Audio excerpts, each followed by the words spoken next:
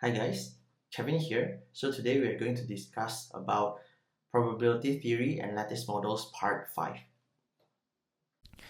A stock is worth 100 today, so the S naught is 100 and will be worth either 85, 95, 105 or 115. So this is even more complicated than the previous question. The previous question only have 3 branches. So for this question there will be 4 branches, okay? And assume interest rate is 0. So this one R equals to 0. All right? And for question number A, derive the no arbitrage boundary for a call option struck at 100. So it means K is 100. So over here, right, the keyword is no arbitrage boundary.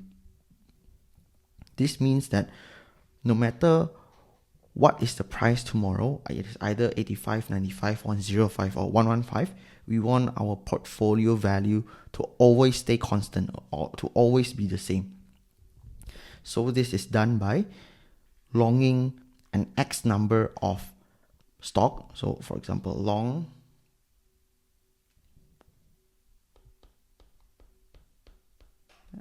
X amount of stock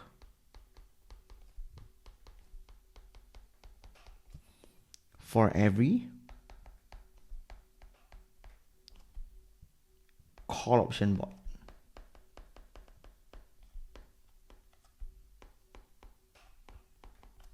Okay, so if we write it mathematically, we can write like this: 115, right?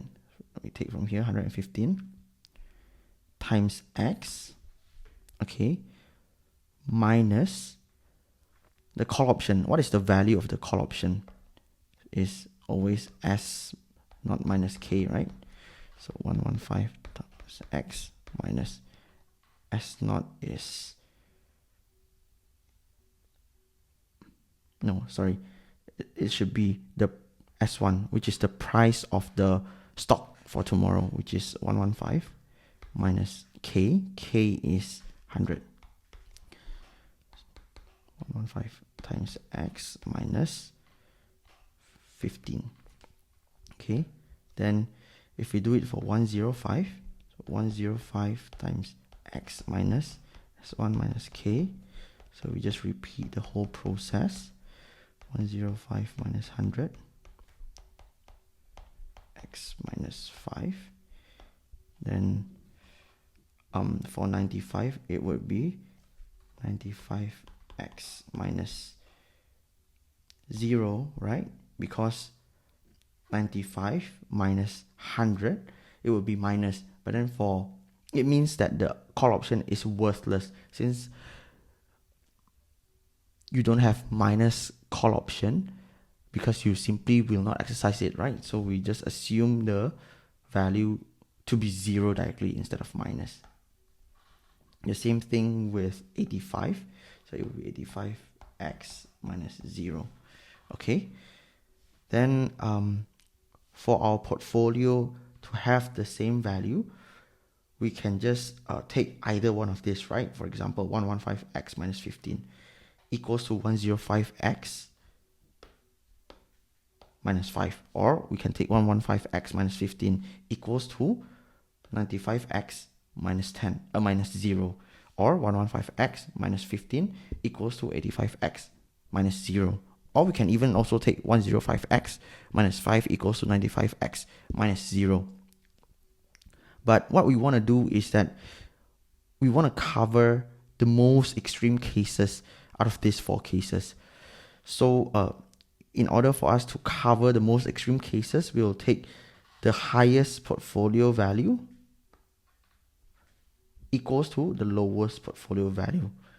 Okay, so we take this and then we find the amount of stock that we will buy for every call option bought. Okay, so it is 115x minus 15 equals to 85x. So it is 30x equals to 15. So it means that we need to buy half a stock for every call option that we buy. Okay, So we translate it into the call option value or the portfolio value, okay? So for 115x, it would be, okay, 115 times half minus 15, then 105 times half minus 5, right? 95 times half, then 85 times half, okay? Let's press into our calculator. 115 times 0.5 minus 15. This is 42.5. And this one is 105 times 0.5 minus 5 is 47.5. And 95 divided by 2, 47.5 as well. And 85 divided by 2, it is 42.5. Okay, so from here we can get the answer, which is the boundary of the call option is 42.5. Then portfolio value